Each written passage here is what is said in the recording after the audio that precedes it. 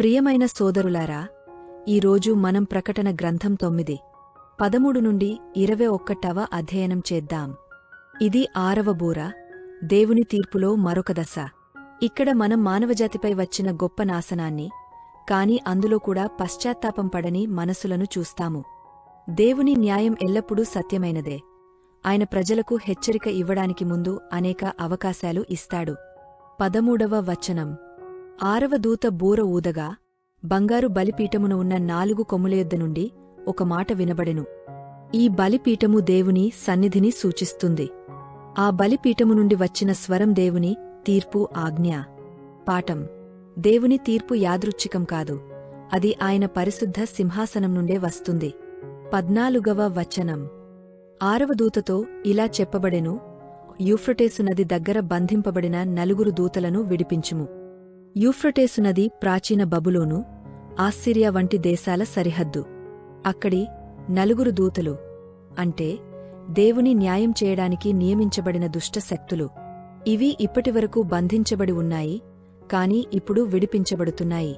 పాఠం: దేవుడు తన సమయానికి మాత్రమే తీర్పు విడుదల చేస్తాడు. 15వ వచనం.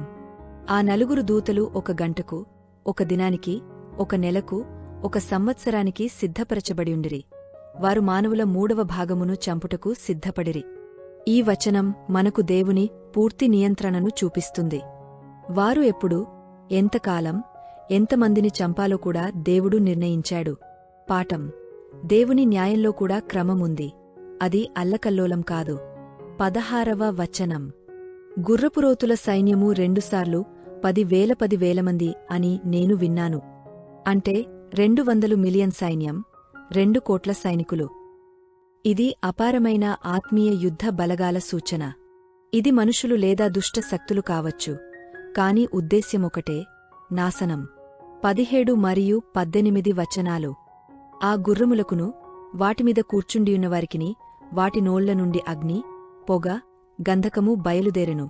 ఆ 3 వలన మానవుల 3వ భాగము చనిపోయెను. ఈ దృశ్యం యుద్ధం, విధ్వంసం మరియు తీర్పును సూచిస్తుంది. అగ్ని, పొగ, గంధకం అంటే దేవుని కోపం. పాఠం: పాపం ఎప్పటికీ దాచిపెట్టలేము, చివరికి అది తీర్పు తెస్తుంది. 19వ వచనం.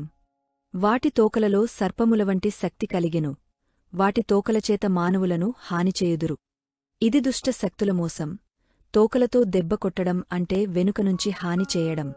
పాఠం: సాతాను ఎప్పుడు మోసంతో పనిచేస్తాడు, మనం జాగ్రత్తగా ఉండాలి. 20 మరియు 21 వచనాలు. ఈ మిగిలిన మనుషులు, ఆ బాధలు వలన చనిపోనివారు, తమ చేతి పనుల నుండి పశ్చాత్తాపం పడలేదు.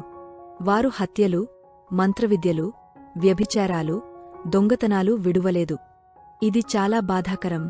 తీర్పు వచ్చినా వారు ఇంకా పశ్చాత్తాపం పడలేదు. దేవుడు వారిని హెచ్చరించాడు, కాని వారి హృదయం గట్టిపడింది. పాఠం: మనం దేవుని మాటలను తక్కువగా తీసుకుంటే మన మనస్సు కఠినమవుతుంది. సోదరులారా, ప్రకటన 9:13 నుండి 21 మనకు దేవుని తీర్పు ఎంత తీవ్రమో చూపిస్తుంది. కాని అదే సమయంలో ఆయన మనకు పశ్చాత్తాపానికి అవకాశం ఇస్తున్నాడని గుర్తుచేస్తుంది. యేసుక్రీస్తులో మనం భద్రంగా ఉంటే ఈ తీర్పు మనపై రాదు. ఆయన రాకకు సిద్ధంగా ఉండండి, పరిశుద్ధంగా జీవించండి. ఈ బైబిల్ స్టడీ నచ్చితే లైక్, షేర్, సబ్స్క్రైబ్ చేయండి. దేవుడు మిమ్మల్ని ఆశీర్వదించుగాక.